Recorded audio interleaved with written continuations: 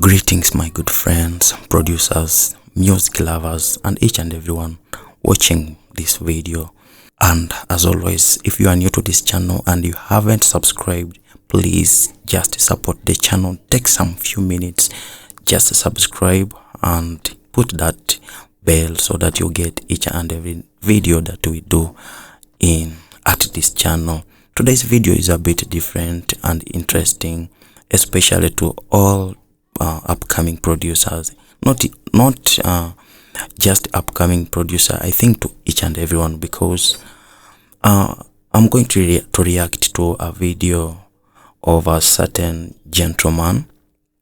A few days ago I saw a video titled "Delete All Your Free Plugins" by Venus Theory, and honestly it made me think so deeply. If you don't know this man, this is Venus Theory. Is a very great man and he's doing well on YouTube. He made a video that it made me think so deeply, and in the video he was saying that we should delete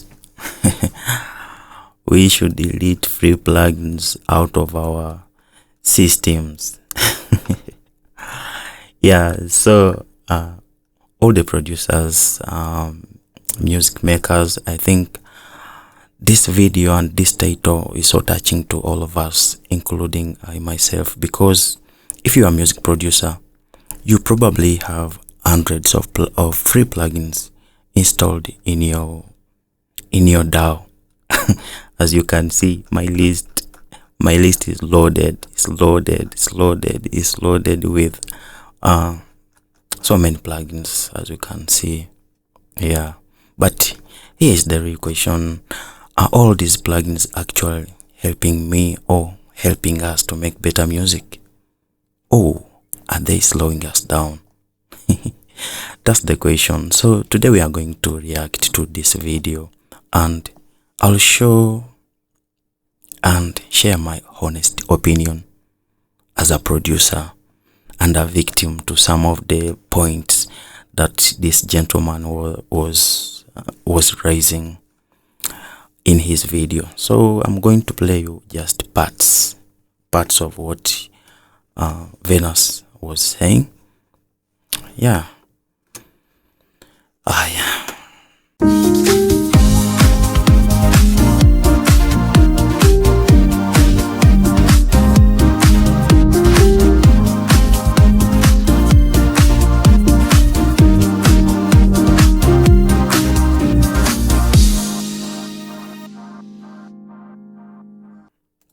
If you go to YouTube, just search Venus Theory, you'll get this man, and search this video, "Delete Your Free Plugins."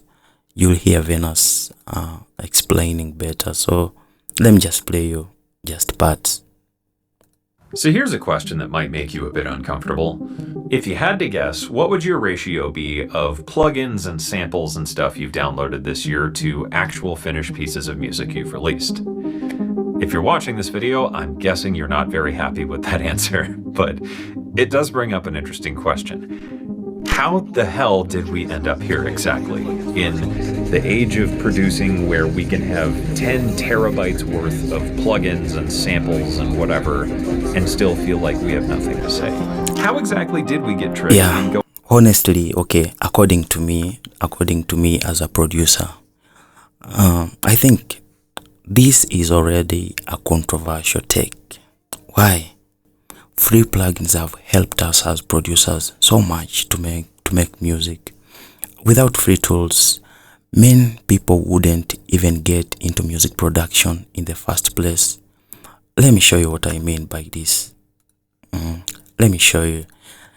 I'll go to, this is FabFilters bundle. You see how much? This is a lot of money. $1,069. This is a lot of money to a person like me, a producer like me, starting out to their music. You see, this is a lot of money. There are some producers out there that can't even afford this amount of money, and there are free tools there that can help them get going. And most of these plugins are actually very expensive, and there are free tools out there that can help these producers start their journey. I don't know what you think, but that's my take about that. Also understand, I understand what Mr. Venus is saying, because producers download plugins instead of actually learning how to make better music. That's now the problem. I think that's what he meant. Yeah, that's what he meant. But free plugins are not bad, at all. That's how we all start as producers. That's how we start. We start by free plugins. Then after getting some money and capital income, you plan how you will upgrade. But free plugins are not bad, and that's how all of us producers start making music. I'll play another segment of him. Actually was talking about and Mr. Venus had a point here. We can listen to what he said. With where things are at right now, we have basically unlimited free plugins and sample packs and tips and tricks. And if you combine that with the high seas that we all sail now and again, it's almost instantaneous to overload your studio with more tools than you'll ever have time to reasonably use. And while I would agree that fun ain't hard when you got a library card, if you checked out the entire library at once, you're going to have a lot more books than you have time. You know, actually, producers constantly download plugins thinking they will improve their sound. I used to do this myself. Every time I could see a new plugin out there, I used to look for that plugin in my mind, thinking that that plugin will help me enhance my sound, of which I was wrong. I think Venus is trying to mean this. This is extremely common. Every time a new free plugin appears on YouTube or on internet, Reddit, producers rush to download it.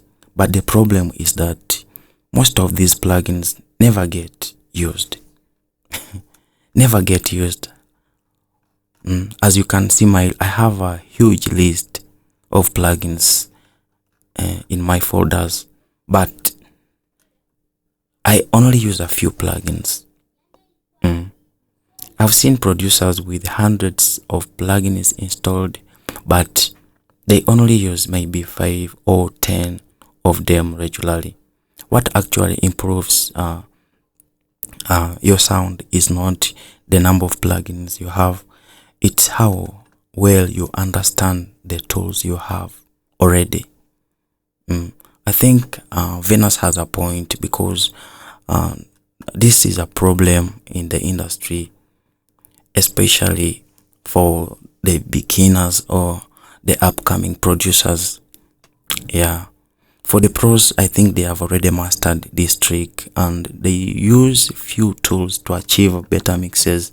But for the beginners, they look and collect each and every stuff out there, of which it is affecting so much and slowing down the workflow and the regularity of releasing or making music.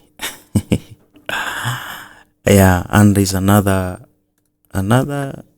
segment he was talking about too many choices also.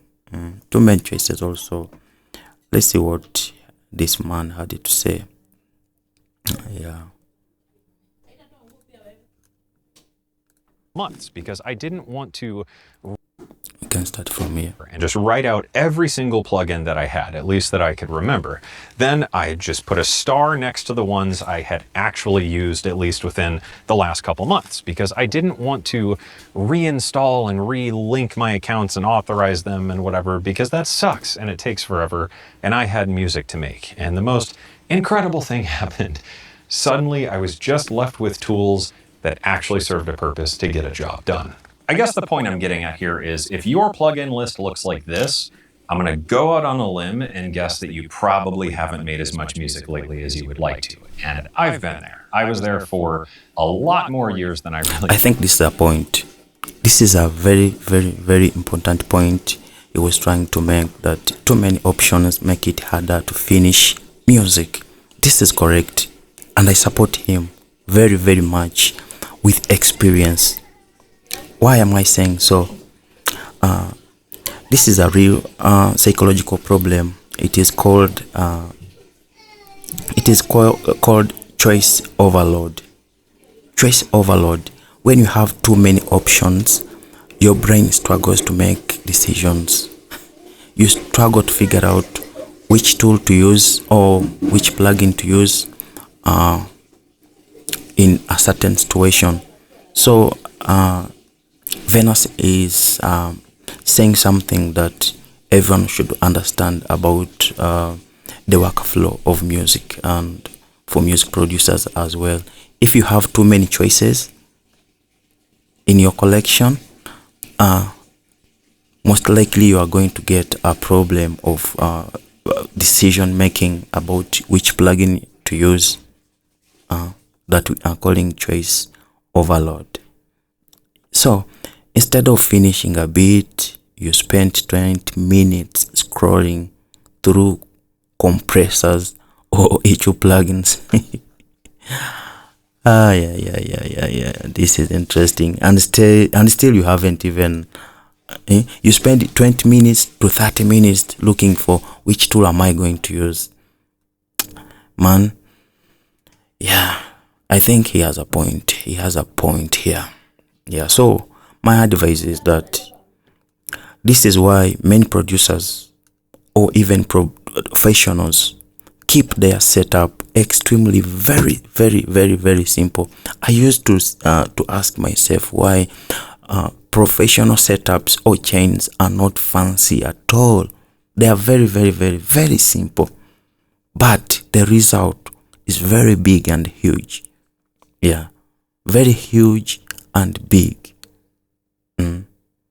Yeah, so Mr. Venus is making sense here. Yeah, it's making sense here. Let's play another clip of his explaining something else. There's something else he was talking about here. You can hear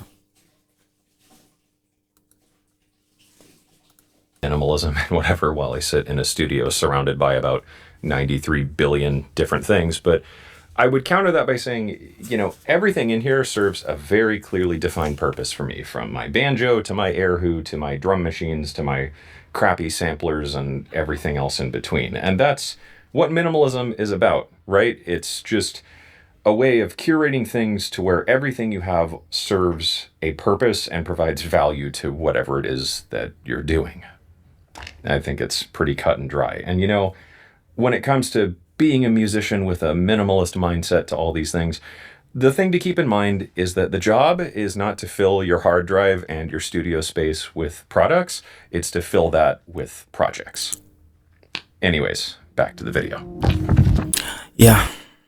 Now, this is where I slightly disagree with Venus. I disagree with Venus. Yeah, why? The idea of deleting free plugins. Some free plugins are actually powerful enough to compete with the paid plugins. We have free plugins out there that they are amazing, extremely amazing, like Vito. We have Vito. Vito is a powerful plugin and free.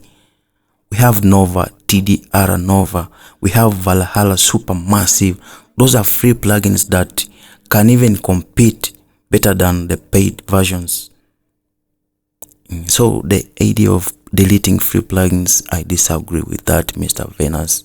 These plugins are used even in professional situations, in professional productions. So free plugins themselves are not the problem, I think. Free plugins are not the problem. Yeah. Let's see. Free plugins are not the problem at all. Mr. Venus.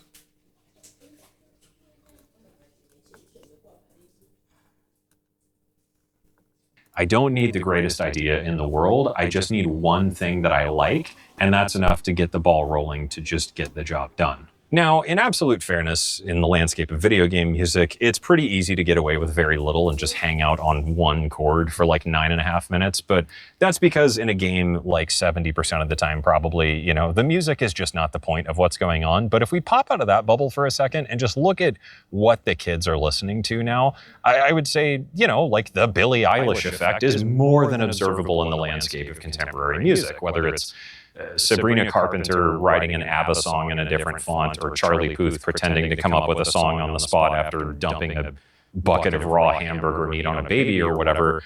There is something to be said about a shift towards minimalism in contemporary production for, I guess, the favor of focus and clarity in presentation. And I suppose we could totally just sit here and theorize on why that is and how it maybe relates to capitalist marketing purposes and why complexity is dead, but that's not the point. I think the more useful observation on this is that by doing this, not only do you present ideas more clearly and more upfront, but you make it more understandable by removing an exercise of ego as an artist and actually leaving room for the audience. So, you know, maybe to summarize for those of you in the back of the class pulling up Instagram right about now, the best way to start a song is just to have one idea. And the best way to finish a song is to... Now, this is a real issue. Tools are not the reason why people fail.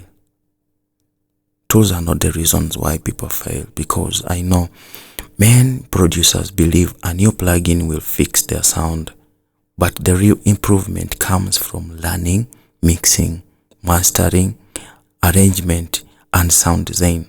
According to what I know and experience, a new plugin will never fix any sound. Instead, it will slow you down. If not slowing you down, it will just ruin your mix. Yeah. Tools are not bad. Free plugins are not bad. And I don't... okay, I'm not subscribing to the Venus idea that we should delete all our free plugins. There is no need to delete our free plugins. Yeah, I think the advice that I can give to my friends, producers, musicians, is that instead of deleting your plugins, I think a better solution is to create a small toolkit. Just have a small collection, just like you have a synth, you have EQ, compressor, reverb, delay, circulation, a small stack of plugins that easily help you to finish out work. That will help all this, collecting hundreds and hundreds of plugins that you even never use. I think that one will solve these problems. But Mr. Venus has a point to say, though I disagree with some of his opinions. Yeah, my friends, if you master just few tools deeply, you will work faster and your mixes will improve 100 times. 100 times. You will improve 100 times. Just master the tools you have, the few tools you have. So, guys, should you delete your free plugins? Probably not. But clearing your plugin folder and focusing on the tools you actually use can definitely improve your workflow. Yeah, can improve your workflow 100%. So, how many plugins do you actually have installed in your DAW right now?